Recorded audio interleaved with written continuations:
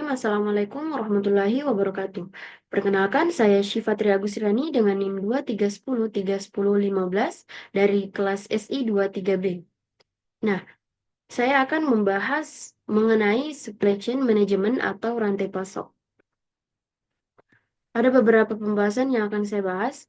Yang pertama ada konsep supply chain management, yang kedua ada bullwhip effect dan contohnya. Yang ketiga ada 5 proses utama dalam model SCOR. Yang terakhir ada studi kasus masalah rantai pasok.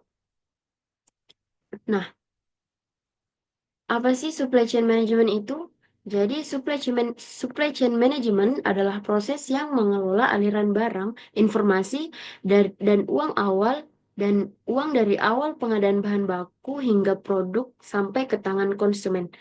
Nah, tahapan utama dalam rantai pasok ini meliputi pengadaan bahan baku dari pemasok. Yang kedua ada produksi, yaitu mengolah bahan baku menjadi produk jadi.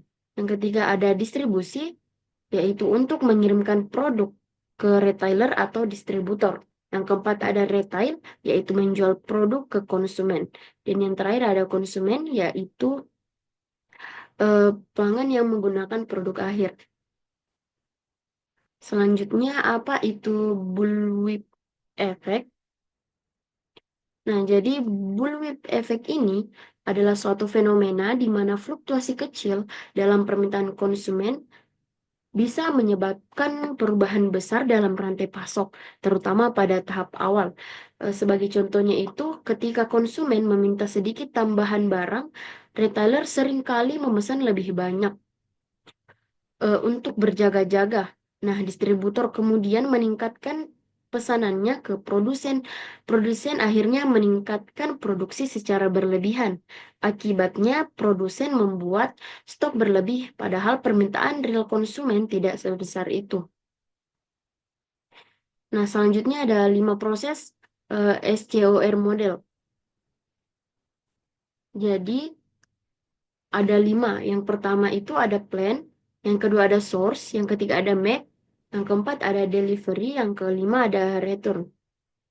Nah, jadi plan adalah proses perencanaan untuk memenuhi kebutuhan konsumen, termasuk perencanaan permintaan, pasokan, dan kapasitas. Yang kedua ada source atau pengadaan bahan baku atau produk dari pemasok. Yang ketiga ada make, proses produksi atau proses pembuatan produk. Yang keempat ada delivery, yaitu proses pengiriman barang atau pengantaran produk kepada konsumen. Yang kelima ada return, yaitu proses pengembalian produk dari konsumen ke produsen ketika terjadi kerusakan atau produk cacat. Nah, gambaran sederhana mengenai eh, proses SCOR model ini pada suatu perusahaan atau suatu pemilik toko kue. Jadi pada plan atau perencanaan dia harus merencanakan berapa banyak kue yang akan diproduksi hari ini berdasarkan permintaan pelanggan dan juga ketersediaan bahan baku. Yang kedua, source atau pengadaan. Jadi setelah merencanakan kebutuhan, pemilik toko kue ini memesan bahan baku seperti tepung, gula, dan sebagainya dari pemasok. Nah, yang ketiga itu make atau produksi. Jadi bahan baku tadi diolah menjadi kue. Proses ini melibatkan pencampuran adonan, memanggang, dan menghias kue sesuai pesanan pelanggan atau konsumen. Yang keempat ada delivery atau pengiriman. Jadi kue yang sudah selesai dibuat itu kemudian dikirimkan kepada pelanggan, baik melalui kurir atau pelanggan yang mengambilnya langsung di toko. Yang terakhir ada return atau pengembalian. Jadi jika ada kue yang tidak sesuai pesanan atau mengalami kerusakan, pelanggan bisa saja mengembalikannya. Jadi pemilik toko kue ini lalu memperbaiki atau menggantinya. Jadi proses ini dapat membantu menjaga kepuasan pelanggan. Nah, yang terakhir itu ada studi kasus. Jadi, menganalisis sebuah perusahaan manufaktur mengalami masalah karena keterlambatan pasokan dan bahan baku. Jadi, di sini saya akan menganalisis masalah utama, akar masalah, dan juga solusinya.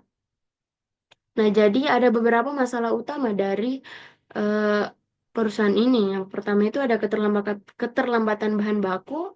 Yang kedua ada stok barang habis sebelum pengiriman. Yang ketiga ada kurangnya komunikasi antara tim internal dan pemasok. Jadi akar masalahnya yaitu tidak adanya sistem pemantauan stok secara real time. Yang kedua, ketergantungan pada satu pemasok utama saja. Yang ketiga ada perencanaan permintaan yang tidak atau kurang akurat.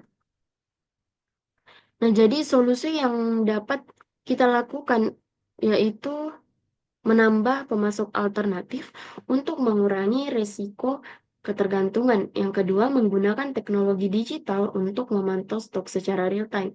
Yang ketiga, kita dapat melakukan evaluasi dan perencanaan rantai pasok dengan model SCOR yaitu Plan, Source, Make, Delivery, dan Return. Yang terakhir, kita mengadakan pelatihan untuk meningkatkan komunikasi tim internal dan eksternal. Jadi, begitu tadi materi atau pembahasan yang dapat saya paparkan. Terima kasih. Wassalamualaikum warahmatullahi wabarakatuh.